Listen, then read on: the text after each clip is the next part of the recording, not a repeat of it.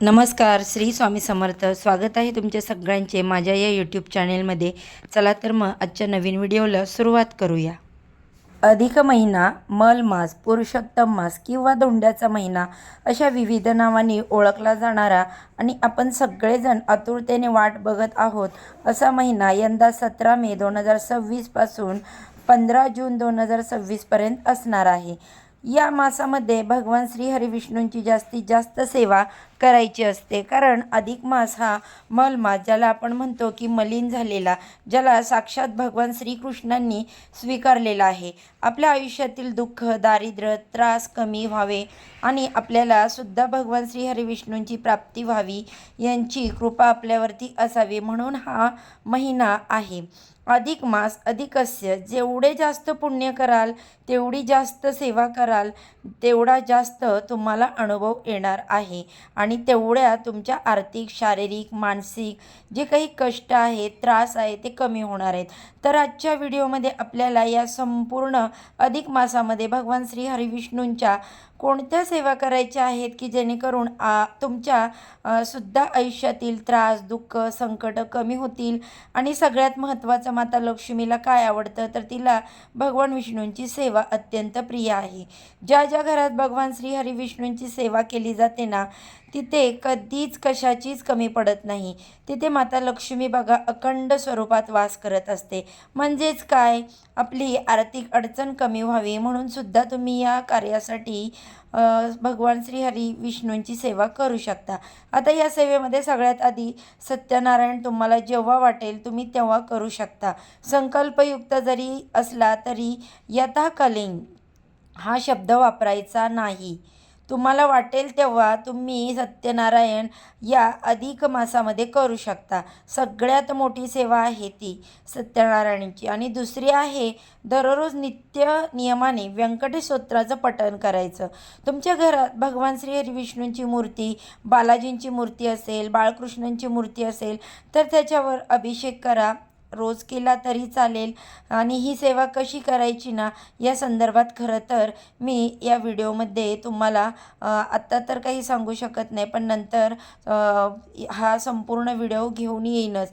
आता थोडक्यात सांगते की रोज बाळकृष्णांच्या मूर्तीवर अभिषेक कसा करायचा. बाळकृष्णांची सेवा रोज करायची आहे, किंवा बालाजी भगवानांची मूर्ती असेल, प्रभू श्रीरामांची मूर्ती असेल, विठ्ठलाची असेल, त्याच्यावर तुम्ही जलाभिषेक करू शकता. रोज तुम्ही त्यांची पूजा करू शकता. व्यंकटेश स्तोत्र म्हणाल तर दररोज तुम्हाला कमीत कमी 3 वेळा व्यंकटेश स्तोत्राचं पठण करायचं आहे. नित्यसेवेच्या बघा पुस्तकामध्ये हे तुम्हाला मिळून जाईल. 3 वेळा व्यंकटेश स्तोत्र कधी म्हणायचं नाही.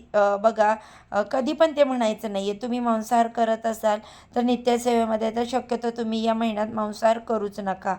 बघा पुन्हा सांगते, ज्याची त्याची इच्छा आहे, पण कसं होतं ना, मांसाहार करून सेवा केली ना तर त्याचं लवकर फळ मिळत नाही, किंबहुना फळच आपल्याला मिळत नाही. म्हणून तर खरं या मलमासामध्ये, अधिक मासामध्ये आपल्याला सांगितलं जातं मांसाहार वर्ज्य करावा. आता हा प्रत्येकाच्या श्रद्धेचा भाग आहे. ज्याला जसं वाटतं त्याने तसं करावं. आता तुम्हाला काय करायचं आहे, व्यंकटेश स्तोत्राचं तुम्हाला 3 वेळा पठण करायचं आहे.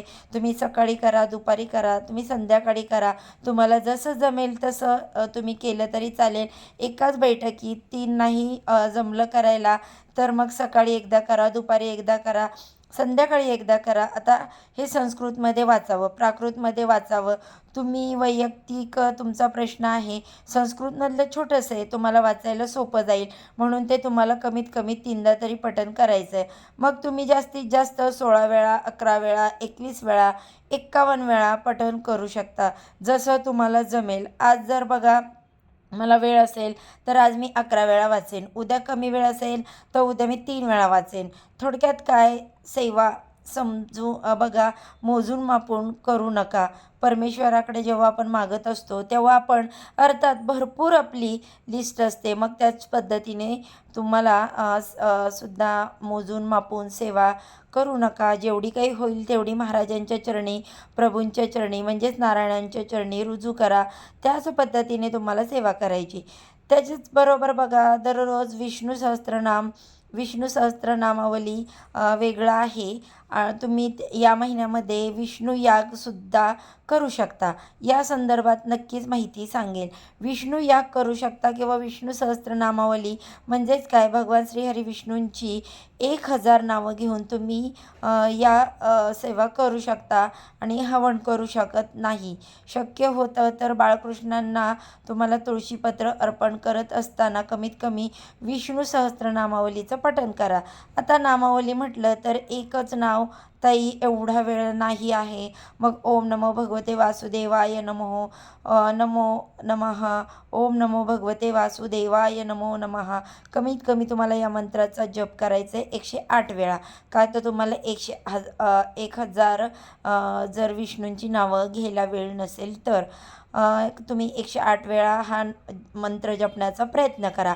ज्यांना ते शक्य होत नाही त्यांना खूप छान सेवा करायची इच्छा आहे त्यांनी नक्कीच आपण विष्णू सहस्त्रनामावली किंवा श्रवण तर करू शकता किंवा पठण केलं तर अतिउत्तम. आणि विष्णू सहस्त्रनाम शक्य असेल तर पठणच करावं. विष्णू सहस्त्रनामावली वेगळं आहे आणि विष्णू सहस्त्रनाम वेगळं आहे. नामावलीमध्ये आहेत खरं तर 108. विष्णू सहस्त्रनामामध्ये अशी सगळी नावं आहेत. नामावली सेपरेट 1001 नावं आहेत. जे कोणी रोज विष्णू सहस्त्रनाम पठण करतं, श्रवण करतं त्यांना ते माहीत आहे. तुम्हाला नाही ना ताई, ते खूप संस्कृतमध्ये आहे, आम्हाला करणं शक्य होत नाही. कमीत कमी तुम्ही एकदा तरी सकाळी उठल्यावर मन शांत ठेवून कोणाशीही न बोलता विष्णू सहस्त्रनाम ऐकावं किंवा देवासमोर बसून ते विष्णू सहस्त्रनाम आहे ते अर्थात मोठं आहे, 108 ओव्यांचं आहे, ते तेवढं तरी तुम्हाला वाचायला बराच वेळ लागतो. मग एवढं सगळं करणं शक्य होत नाही कारण बऱ्याच लोकांना गुरुचरित्र करायचं आहे, नवनाथ पारायण करायचं आहे, दुर्गा सप्तशती ग्रंथाचं पारायण करायचं आहे, स्वामी चरित्र सारामृताचं पारायण करायचं आहे. मग कमीत कमी ते श्रवण तरी करावं, ते ऐकावं तरी. हे ऐकत असताना शांत बसावं. शांततेने जेवढे अक्षरं आपल्या कानी पडतील ना, जेवढे शब्द आपल्या कानी पडतील तेवढं चांगलं आहे. विष्णूंची सेवा करण्यासाठी या महिन्यात आपल्याला खूप मोठा जॅकपॉट आहे बघा. किती सेवा करू आणि किती नाही एवढं आपल्याला करायचं आहे ना, की खरं सांगते परमेश्वराची कृपा आपल्यावर होते आणि नेहमी आपण काही ना काही मागण्यासाठी सेवा करत असतो. पण जेव्हा तुम्ही ही सेवा करता आणि या महिन्यामध्ये पुरुष सुक्तमचं सुद्धा पठण करायचं असतं. रोज तुम्हाला आता ते तुम्ही संस्कृतमध्ये म्हणा किंवा प्राकृतमध्ये म्हणा सगळं तुमच्यावर आहे. पुरुष सुक्तमचं पठण करायचं असतं. आता तुम्ही बाळकृष्णांच्या मूर्तीवर जेव्हा अभिषेक करता तेव्हा तुम्ही 1 वेळा तरी पुरुष सुक्तम म्हणायचं असतं. तुम्हाला जसं होईल तसं तुम्ही या सेवा करायचा प्रयत्न करा. नाही ना काही जमत तर ओम नमो भगवते वासुदेवाय नमः आणि व्यंकटेश स्तोत्रम, विष्णू सहस्त्रनाम हे श्रवण कराच. पठण केलं तर अतिशय उत्तम. तुम्हाला माहिती आहे का, बऱ्याच केंद्रात व्यंकटेश स्तोत्र प्राकृतमध्ये आहे, त्याचं पठण केलं जातं किंवा काही ठिकाणी विष्णू सहस्त्रनामाचं सुद्धा पठण केलं जातं. तुमच्याकडे जर सामूहिक सेवा घडत असेल तर आवर्जून जाऊन तिथे भेट द्या, त्या सेवा करण्याचा प्रयत्न करा. जेवढी जास्त होईल तेवढं करण्याचा प्रयत्न करा. बाकी बघा करता करिता महाराज आहेत. आपण फक्त आणि फक्त निमित्त मात्र असतो. पण ह्या सेवा आहेत ना, सेवा करून आनंद मिळणार आहे. सत्यनारायण आहे किंवा माता लक्ष्मी या महिन्यात ना तुम्हाला जे तुमचे आर्थिक जे काही त्रास आहे ते दूर होण्यासाठी लक्ष्मीची आपल्याला सेवा करायची आहे. अर्थात पितृदेव, कुलदेवी, तुमचे गुरु यांची सेवा आहे ना, तर एक सातत्य असावं. आणि या गुरुचरित्र ग्रंथामध्ये पण सांगितलं आहे की जेव्हा आपण कुलदेवी आपले गुरु, बऱ्याच लोकांचे गुरु हे म्हणतो ना की भगवान विष्णू आहे, खरं तर सगळ्यांचे स्वरूप एकच आहे. कोणाची सेवा जगात जशा सगळ्या नद्या सागराला येऊन मिळतात ना, त्याच पद्धतीने परमेश्वराशी कुठलीही सेवा केली तरी ती एकरूपच आहे. परमेश्वर सगळे एकरूपच आहेत. पण आपलं असतं ना की नाही, यांच्यात तुम्ही संकल्पयुक्त विष्णू सहस्त्रनाम करू शकता. अर्थात व्यंकटेश स्तोत्रमसुद्धा तुम्ही संकल्पयुक्त करू शकता. मग मी तुम्हाला पुन्हा सांगेन, गावाला जायचं आहे किंवा बरंच काही सुखदुःख चालू असतं, मग त्याच्यापेक्षा जर नित्यसेवेमध्ये तुम्ही हे पठण केलं 1 महिनाभर, कारण भगवान श्रीहरी विष्णूंना हा महिना समर्पित आहे. मग त्यांची जी जास्तीत जास्त सेवा केल्यावर अनुभवसुद्धा तेवढाच चांगला येणार. आणि अर्थात भगवान विष्णूंची सेवा माता लक्ष्मीला खूप जास्त प्रिय आहे. जिथे जिथे भगवान विष्णूंची सेवा केली जाते ना, तिथे तिथे माता लक्ष्मी अखंड वास करते. नक्कीच या सेवा ज्या आहेत त्या तुम्ही आवर्जून करायच्या आहेत. खरं तर तुळशीत शाळीग्राम देवाची सुद्धा सेवा या महिन्यात केली जाते. शाळीग्रामला रोज तुळशीपत्र अर्पण केले जातं. भगवान श्रीहरी विष्णूंना, बालाजींना तुळशीपत्र रोज अर्पण केलं जात नाही. काही होतं तर अभिषेक त्यांच्या मूर्तीवर रोज एक स्तोत्र मंत्र ज्या पद्धतीने तुम्हाला सांगितलं ना, कमीत कमी पुरुष सूक्तम, ओम नमो भगवते वासुदेवाय नमः या मंत्राचा जप करून महिनाभर अनुभव करा, घ्या आणि बघा काय होईल. या सेवेचं अधिक 100% तुम्हाला जास्तीत जास्त फळ मिळणार, यात शंका नाही.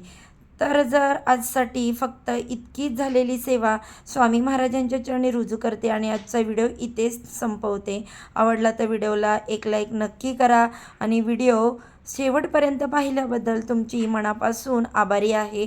अजूनही चॅनलला सबस्क्राईब केलं नसेल तर सबस्क्राईब करा. चला तर भेटूया परत अशाच एका नवीन आणि छानशा व्हिडिओसोबत. सर्वांना श्री स्वामी समर्थ.